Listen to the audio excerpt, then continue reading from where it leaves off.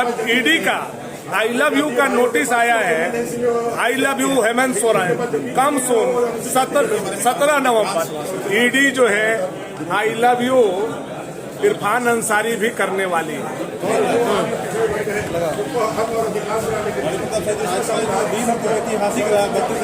सरकार ने कमिटमेंट किया था, उसको पूरा कर दिया। अब कैसे पूरा किया आप लोगों ने भी देखा, नवीं अनुसूची में दिल्ली भेज दिया।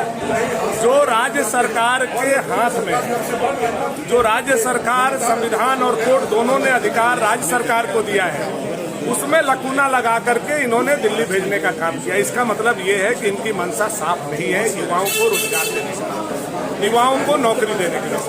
अगर इनका मंशा साफ होता तो निश्चित तौर पर ये विधानसभा में यही पारित करते। नवीं अनुसूची का यह सब्जेक्ट नहीं है।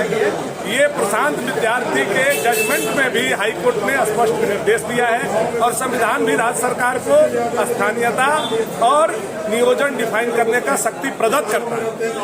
ऐसी परिस्थिति में जब ईडी का आई लव यू का नोटिस आया है, I love you Hemant Soren come soon 17 नवंबर, तब इनको 1932 का याद आया, तब इनको 27% ओबीसी का आरक्षण याद आया है और आनंद फानन में ये बुला करके सत्र को पास करके अपना बला टालने का काम किए हैं और जनता में ये संदेश देने की कोशिश किए हैं कि हमने इसको लागू करने का प्रयास किया। अगर प्रयास आपका ईमानदार होता तो आप यही पास कर देते। ये सब्जेक्ट दिल्ली का नहीं है।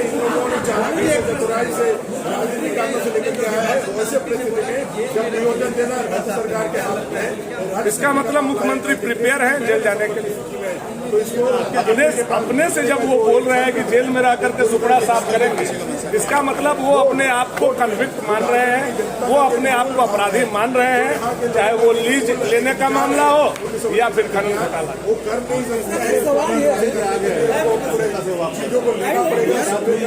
उनसे मुलाकात भी हुई है, उनसे लगातार हमारी बात भी हो रही है, वो हमारे मित्र भी हैं। हेमंत सोरेन जी ने उनको फंसाया है, जयमंगल जी ने उनको फंसाया है और फंसा करके 3 महीना हम लोगों से दूर भी रखने का। और जैसे ही वो झारखंड आए, समाचार पत्र में हमने पढ़ा कि ईडी जो है I love you Irfan Ansari भी करने वाली है, तो यह दुखद बात। सर, एक सवाल ये है कि राज्य की जनता जानना चाहती है कि गैर आदिवासी जो है काफी असमंजस की स्थिति बने हुए, गैर आदिवासी लोग जो बिहारी है, यूपी के लोग हैं, उन लोगों के लिए क्या संदेश देंगे आप सब? देखिए क्या है कि कोई भी राज्य में नियोजन नीति, स्थानीय लोगों के लिए बनता है।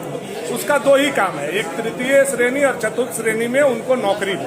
उसके अलावा कोई यहाँ राज्य में आकर के नहीं बच सकता है, ऐसा नहीं है।